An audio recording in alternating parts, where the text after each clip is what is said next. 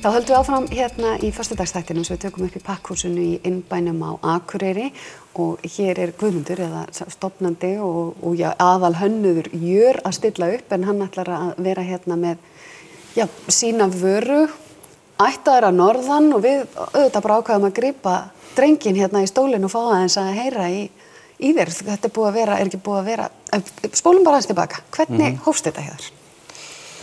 Já, takk fyrir að hafa mig. Þetta hófst allt bara, fyrir 3 árum síðan.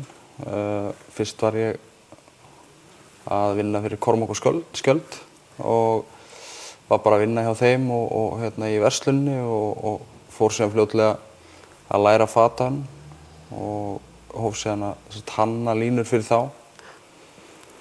Og vissi alltaf að mér langaði að stofna eigið merki, þannig að hérna, það gerðist nú fyrr en kannski áætlað var, eða fyrr en ég bjóst við. Og svo gerðist þetta bara mjög hratt. Já, rosalega hratt. Já. Og merkið Jör. Já, merkið Jör. Og hvaðan kemur nafnið?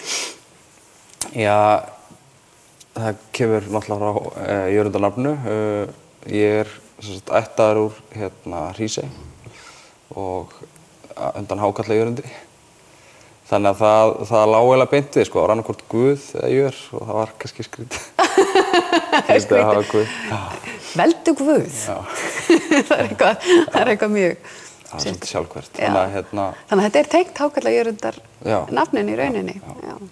Og afi minn og pabbi minn ólst upp hérna inn á Akureyri, sko. Afi minn var með útgerð hérna lengi áður en hún fluttist til Reykjavíkur. Já. Þannig að mér fannst við hæfi að koma til Akureyrar, sko. Já, þetta nú meira en að segja það að flytja bara hálfa verslun norður til Akureyrar. Já, sérstaklega þessu veðri, sko. Já, skilst þú hafi verið ekki alveg korter á leiðinni? Nei, þetta var tók smá tíma, hann lokaði undir Hafnarfjalli og þetta verið 9 tíma á leiðinni. Já, magnað. En það var gaman. Já. En bara, segðu okkur aðeins frá því, hvar ertu staddur núna? Hver er staða fyrirtækisins merkisins og hvað er framundan?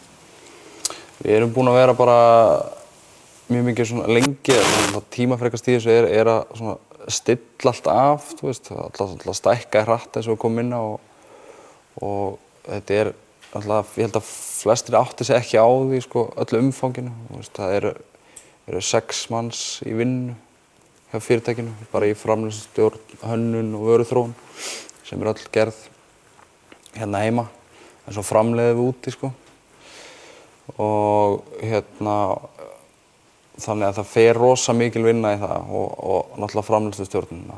Er ekki alltaf hætt í svona rekstri að það fáist ekki nægilegt svigrúm til að skapa og hanna? Af því að það er bara einhver svona akut to-do checklisti. Ég heyrði einhvern tímann að það væri 5% sko, af þessu væri að skapa, en það er miklu minna, sko. Já, verður það ekkert pínu pirrandi fyrir svona innri listamanninn og hönnuðinn sem langar að vera í því?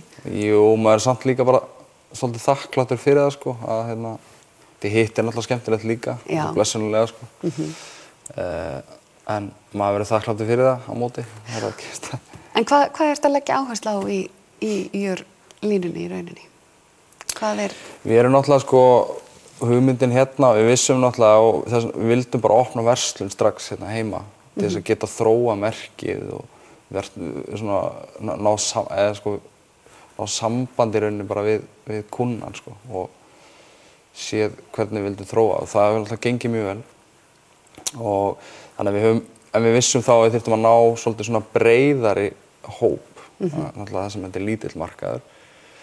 Og það gekk mjög vel og við erum með mjög breiðan hóp bæði í herra- og dömmufatnaði. Þannig að við erum í rauninni bæði með svona klassíska línu og svo erum við meira svona tísku línu, sko, sem er svona, bara kemur ný lína 2 ári og kemur bara svona beint af pöllunum í búðirnar. Og það gengur rosa vel saman, sko. Já. En svo þegar við förum út þá svona í rauninni summerum við þetta svolítið upp, sko. Já, þannig að þið eru að fara erlendis? Já, það er búið að tala það alltaf mjög lengi, sko, og ég held að flestir halda við séum komin meira út, sko, en við raunverulega erum. Já. En það sem skiptir alltaf mestu máli því er bara að hafa sitt á hreinu, sko, og geta staðið við afhendingar á vöru og svona.